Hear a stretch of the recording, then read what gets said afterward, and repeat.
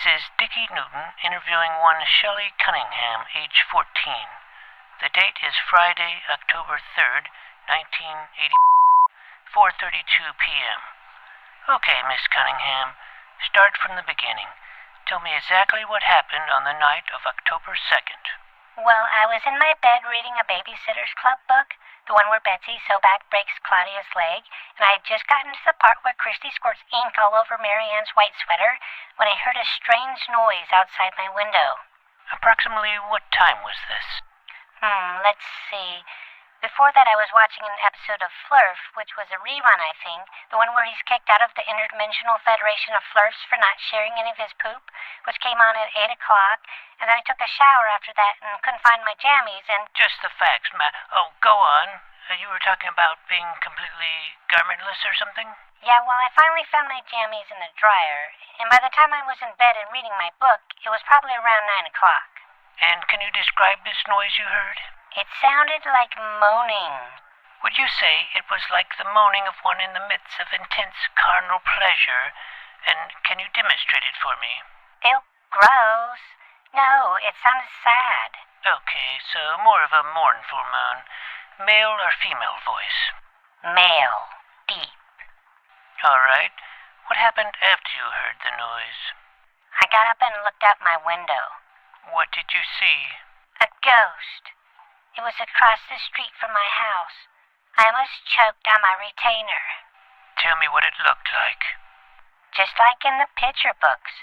It was all white and kind of glowy with two dark eyes, and it swayed in the wind. I could see through parts of it. What was it doing? Just standing there under the streetlight, facing me, but kind of looking off to the left. Did you mean floating? Well, I guess it could have been floating. I couldn't really see the bottom of it because all of the mist that night. Can you give me an estimate on its size? It was taller than my dad, who has to duck under the basement door frame or else he'll bang his head and shake his fist at heaven. Speaking of heaven, would you like some marshmallow fluff? I happen to have a jar of some in my backpack. It's my favorite food, and I find that in small doses it keeps one's mind sharp. I can't have sweets. 'Tis a shame. Now, where were we? You saw the ghost outside your window, and what happened after that? I screamed for my dad and hid under the covers of my bed, but when he ran into the room and looked out the window, the ghost was gone. So he didn't see which way it went? No, he never saw it. He said I'd been watching too many Hollywood movies and told me to go to sleep. I'm not surprised. Adults are often quick to dismiss the paranormal. It's a coping mechanism, because if they knew what was really going on, they'd go mad. Their brains have too much wear and tear, and they break easily. Kid brains, on the other hand, are strong and pliable. You don't talk like a kid.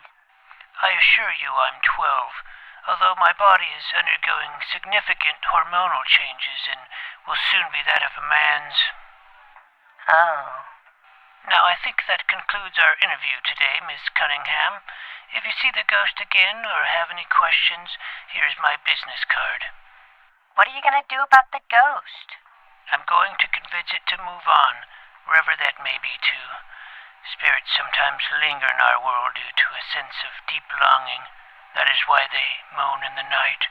And speaking of moving on, I must be on my way if I am to bike all the way out to Eden Estates and examine the spectral scene before dark. I thank you for your time, Miss Cunningham. You know, you can just call me Shelley. No thanks. I prefer not to get too close to my clients. Familiarity leads to intimacy, and intimacy leads to love, and love clouds perception, just like the mist outside your window. I need a clear view of what's in front of me. Good day, madam. Got me with a spoon.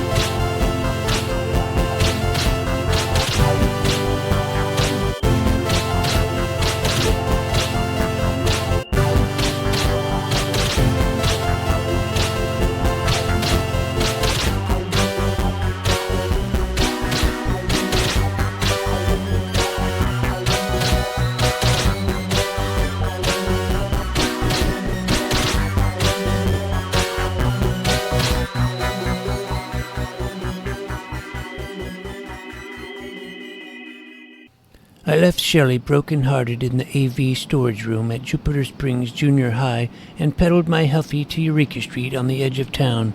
I had a job to do. There's a lot of work in Jupiter Springs, California, if you're a paranormal investigator.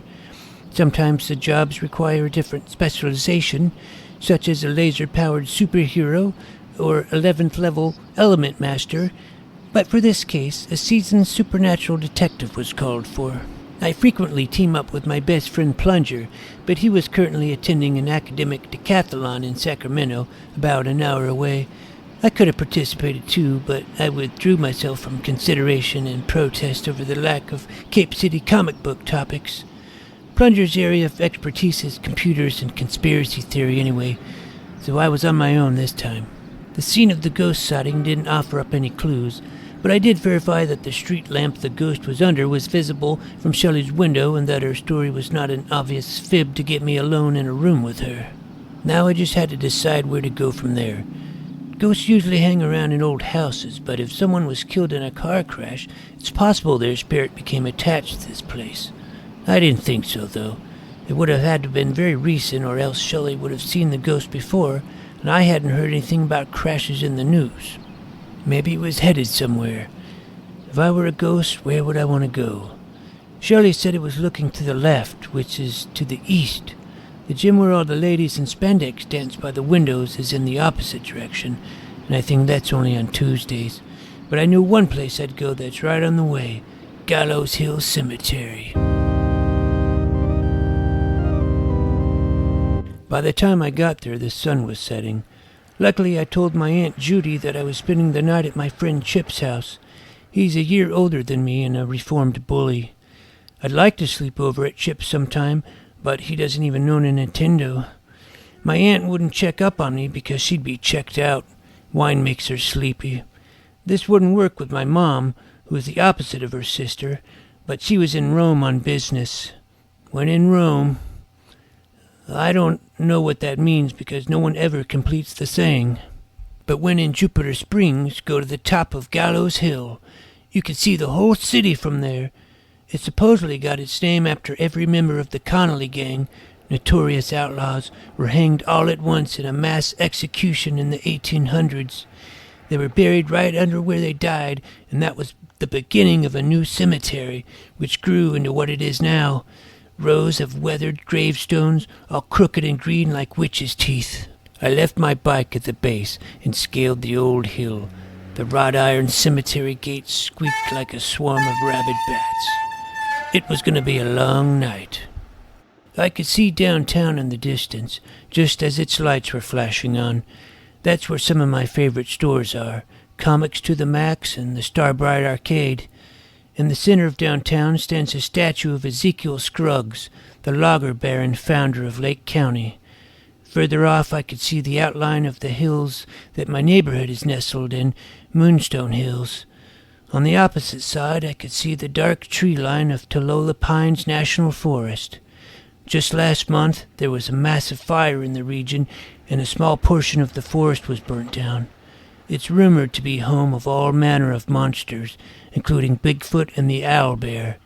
I know from first-hand experience that at least one creature, a violent visitor from Proxima Centauri, is more than mere rumor.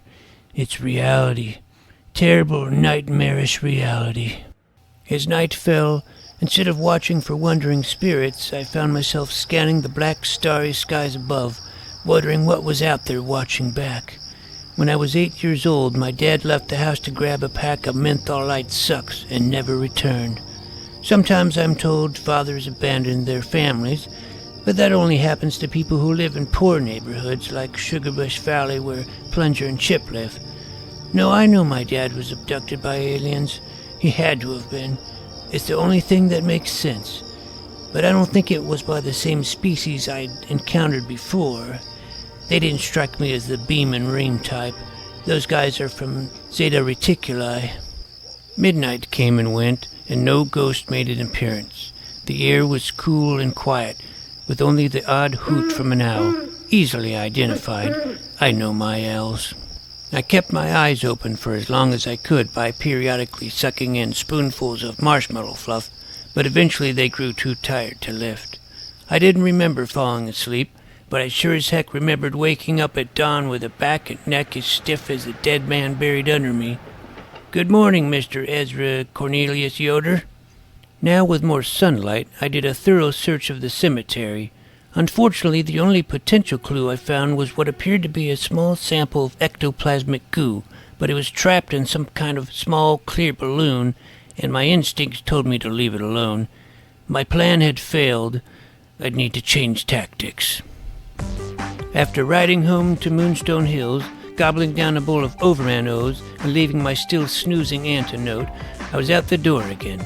Soon enough, I was back in Eden Estates, my bulging calf muscles powering the bike down Eureka Street. The trees were showing a tinge of fall colors, and pumpkins perched on porches.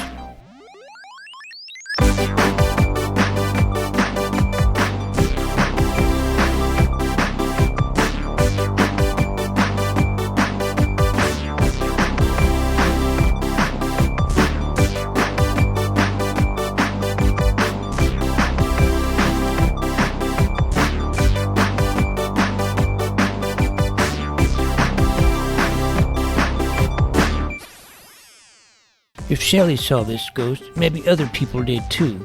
I needed to find other witnesses. An old woman was out doing lawn work, but she only shook her head and smiled when I asked her if she'd seen any ghosts on her street.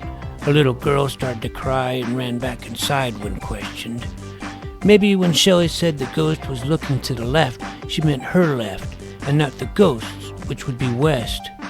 Past Shelley's house, Jimmy Smedley was playing with lawn darts and saw me whizzing by. Hey, Dickie, I got a case for you. Can't, already on a case. But someone stole my Halloween decoration. Call the police. Jimmy Smedley is 10 and always has snot oozing from his stubby nose. Last year he tried arguing that the brute could beat up Bug Goodsense. Impossible. They're not even in the same universe. Dwick Stevens would have his back anyway. What a stupid idiot Jimmy is. A few houses down, Georgia Parsons' dad was getting out of his pickup truck in the driveway.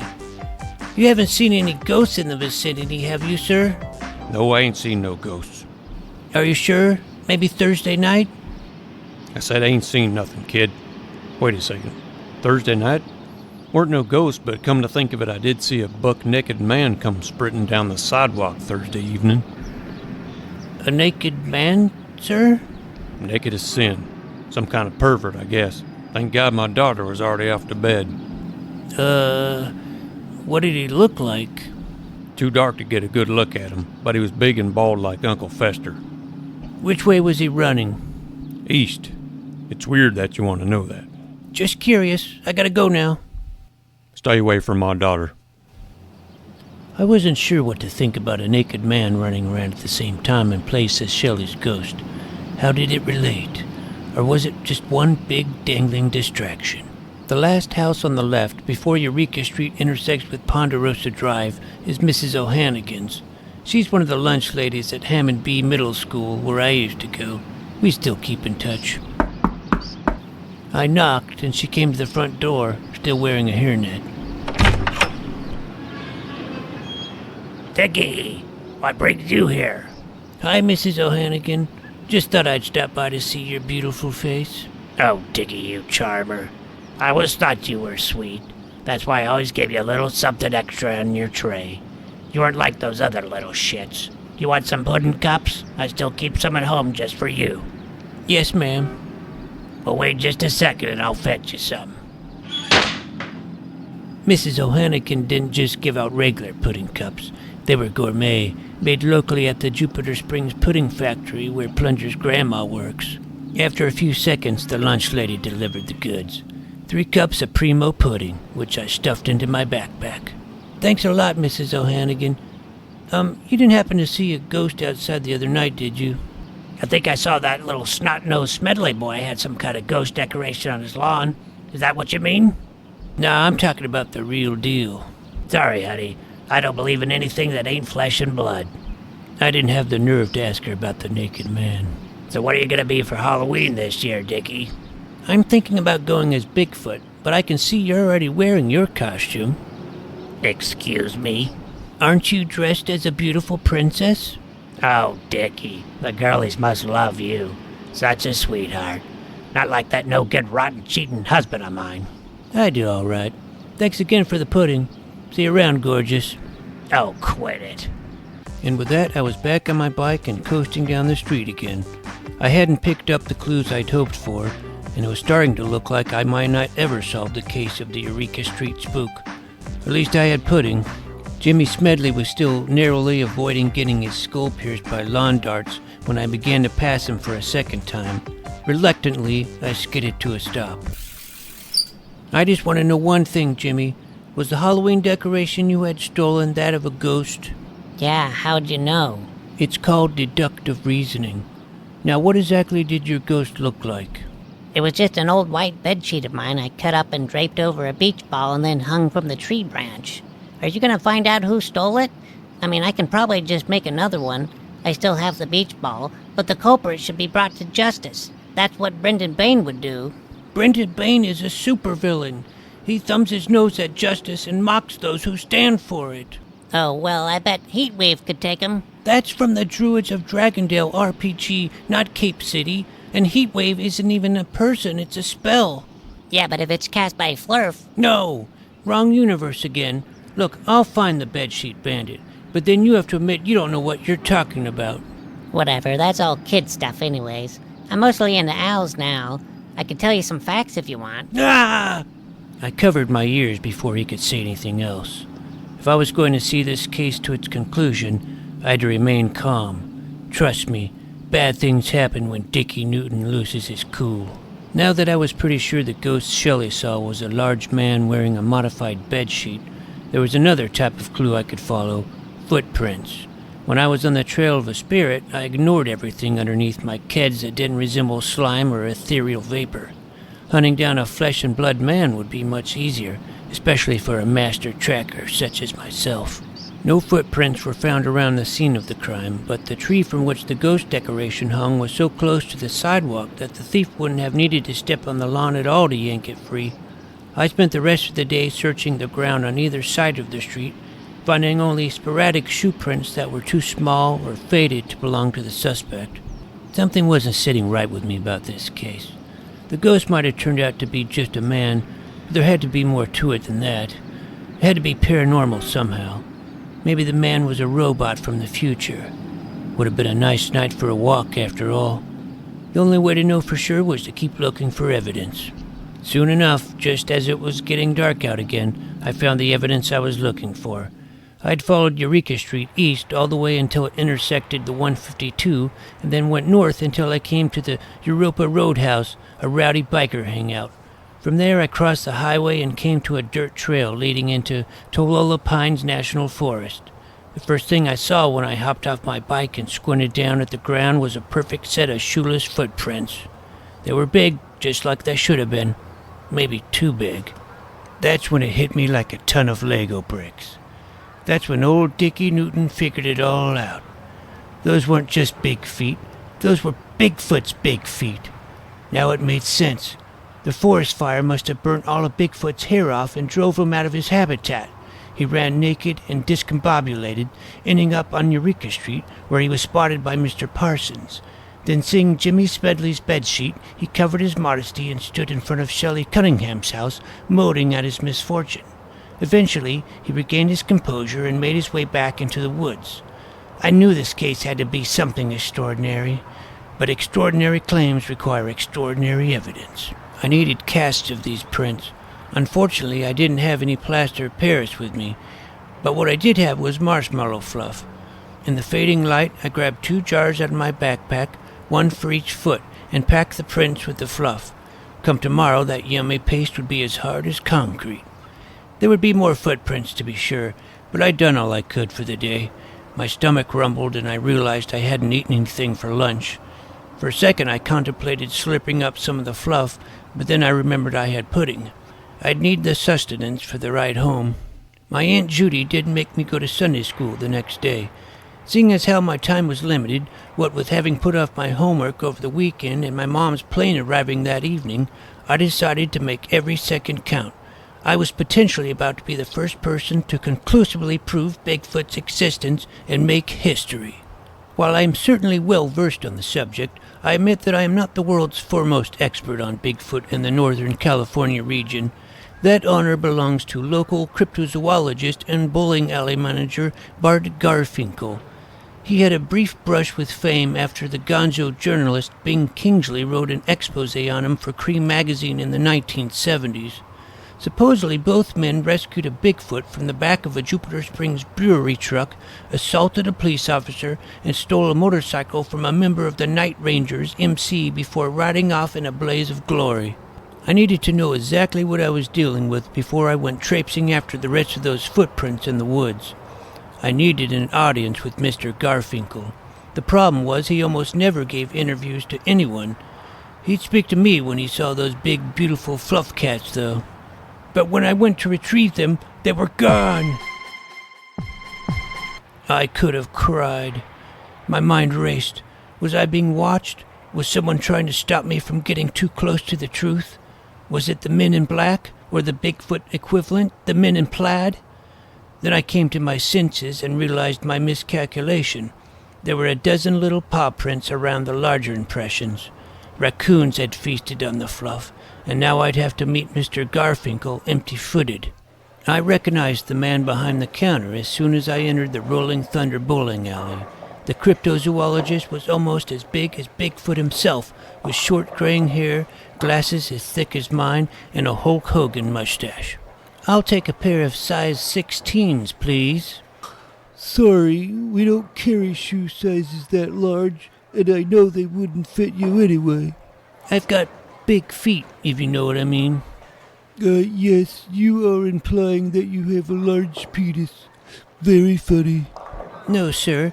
I'm implying that Bigfoot has a large penis. Who are you?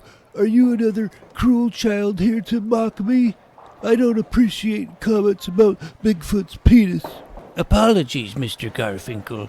My name is Dickey Newton. I'm a paranormal detective, and I'm hot on the trail of Bigfoot.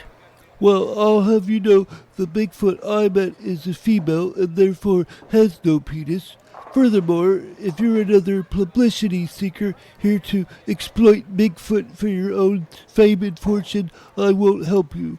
Bigfoot just wants to be left alone, and so do I. Please, sir, it's a matter of life and death.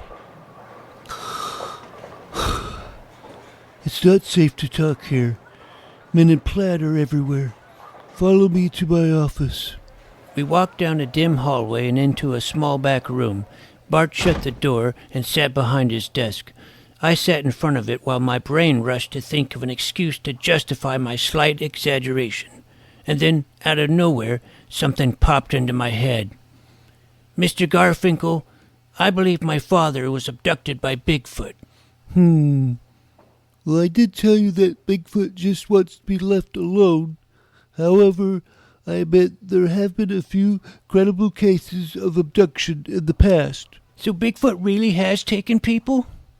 It's extremely rare, and so far all of the abductees were either women or children. Was your father young when you believe he was taken? He was 42. Oh, well, there is one case where a Canadian man denounced society and willingly went to live with a clan of Bigfoots who accepted him as their own. I have often dreamed of doing the very same thing. My dad wouldn't have abandoned my mom and me. He loved us. I know he was abducted. Well, I guess it's possible. In the Cream article, it said you communicated with Bigfoot. I need you to teach me how. I'm not sure that's a good idea. I don't trust kids. They're mean-spirited tricksters and tyrants. Please, I'm a good boy, I swear. I solve crimes and catch bad guys. Okay, but if you do meet a Bigfoot, you have to swear not to harm it in any way. I swear. I just want to ask it where my dad is. Fine, I can teach you some basic Bigfoot words and phrases. Thank you, sir. I pulled my Fisher-Price cassette player out of my backpack and set it on the desk, hitting record. To my untrained ear, the Bigfoot language consisted of random grunts and snorts, but I had faith in Mr. Garfinkel. He said that for only a case of beer, he learned the language from a Toloa shaman called Grandfather Ghost. I left Rolling Thunder and once again headed out to the woods on my bike. My reasons for wanting to make contact with Bigfoot had started out as just a desire to resolve Shelley's case and confirm the existence of a legendary beast. But now I wondered if maybe, just maybe, the excuse I'd told Mr. Garfinkel could actually be true. Was I seriously considering the possibility that Bigfoot abducted my dad? It's a possibility that isn't as crazy as it sounds in Jupiter Springs. Back on the trail that eventually led into Tolola Pines National Forest, I began my hunt for more footprints. They were harder to find than I had expected, but they were there. I'd lose my way occasionally, but then find prints again and adjust my course. It was slow going, but I managed to track them until they stopped outside an old abandoned sanatorium. I'd been there before, many a kid had, but never inside. The kids that have been on the inside of Lake County Sanatorium say that on full moons you can still hear the echoing coughs of tuberculosis patients interspersed with the hair-raising howls of mental patients from when it was an insane asylum in the early 1900s. Thankfully, it was only afternoon and shafts of sunlight filtered through the gaps in the boarded windows and cracks in the stone facade. I could have saved a lot of time if I had just come here in search of the ghost instead of the cemetery. There was a narrow gash in the southeastern wall that I could just barely fit through if I slipped off my backpack. Now it was just me and my flashlight, surrounded by graffiti and beer cans. I tiptoed into another large room and saw several rusted metal bed frames and what looked like a few mildewed rags. In the next room, my heart stopped. Back in the corner, a moon-white ghost hovered and heaved in the flashlight's dusty beam.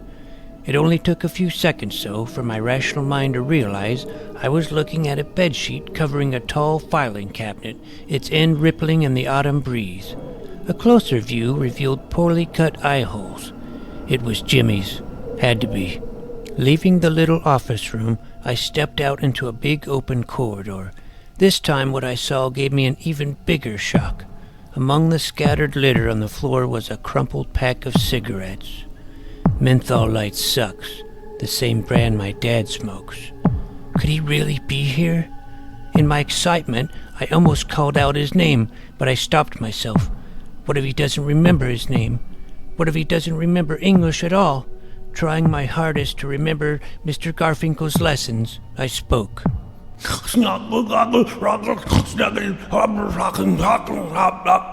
Which I hope translated as, "My name is Dickey Newton, and I call upon Bigfoot to release my father, Danny Newton, from bondage and surrender him into my custody forthwith." Suddenly, the large silhouette of a figure rose up at the other end of the corridor and stood in the shadows.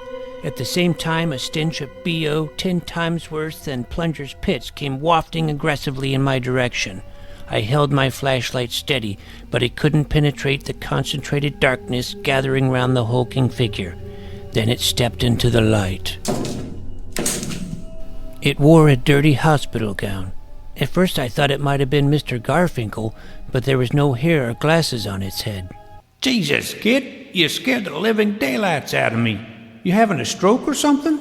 You're not Bigfoot. Well, no, I can't say that I am. Name's Larry. Larry O'Hannigan.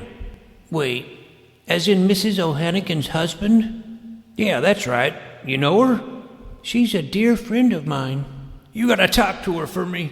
I can't take any more of this. Please. Why don't you tell me what's going on, sir? Sure. You see, 3 nights ago, I was making love to my wife and I accidentally shouted out the wrong name. But it's all just a misunderstanding. You gotta tell her that. She locked me out of the house with nothing on, not even my socks. So I ran down the street looking for something to cover myself up with, and I found a Halloween ghost decoration. Yeah, how'd you know?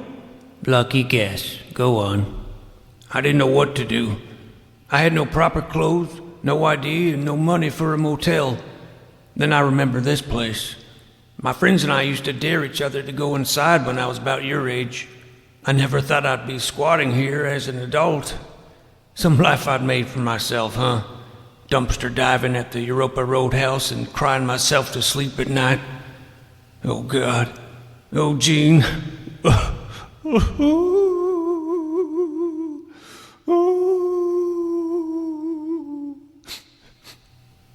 It was a mistake. I'm not cheating on her. You see, as I was in the throes of ecstasy, I started to say, I love you, but I changed my mind and decided to say her name, Jean. What actually came out of my mouth was a combination of the two, Eileen. Jean assumed I'd been thinking about someone named Eileen. Then she accused me of cheating on her. I tried to tell her the truth, but she didn't give me a chance. You know how that temper of hers is. So, will you tell her for me? I could really use a hot shower and some of her home cooking. Yeah, okay, I guess. Thanks, kid. I owe you one. Say, what's your name anyway? Dickey Newton, Paranormal Detective. Take care, Dickey. Before I left, I retrieved my backpack and slipped Mr. O'Hannigan one of my walkie-talkies through the wall gash. Radios, I should say. These are professional, with a long range and multiple channels. I'd radio him to let him know how it went with the missus. Turns out it went pretty well. Mrs. O'Hannigan listened to me explain the mix-up and seemed to accept her husband's word. She cried a little and gave me some more pudding. Then she rushed off to her car and sped off toward the sanatorium. As for me, I headed home. This case hadn't turned out how I'd expected it to, but my thoughts had already started to dwell on domestic matters, such as dinner, homework, and whatever cool Roman souvenir my mom had surely picked out for me. A few weeks later, I biked back to Eureka Street to pick up my other radio from the O'Hannigans. On the way to their house, I rode by Jimmy Smedley's as he was jumping into piles of fiery-colored fall leaves in his front yard. Hey, Dickie, did you find anything out about my Halloween decoration? Nope, see you later. Sometimes it's best not to go chasing after ghosts, lest ye become a ghost too, is what I would have told Jimmy had I felt like stopping. I was moving on. Mr. and Mrs. O'Hannigan were standing on their porch giggling and canoodling when I pulled up. Dickey, we thought that was you riding this way. Hello again, Dickey. Hello, sir. Hello, Jean. Here's your walkie-talkie, and here's something special for all your help. I remembered you said you were thinking about going as Bigfoot for Halloween, so I made you a costume. It's beautiful. I hope you come by on Halloween night and let us see you in it. Trick or treat, Bigfoot's feet. Give me some pudding to eat.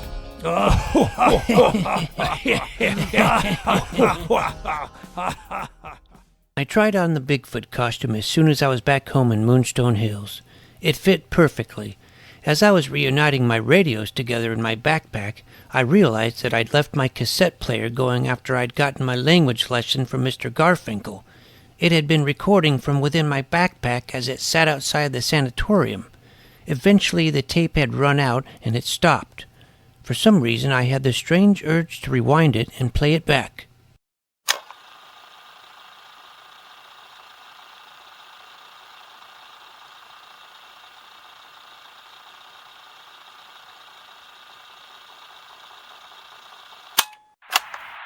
And there I heard the faintest of sounds.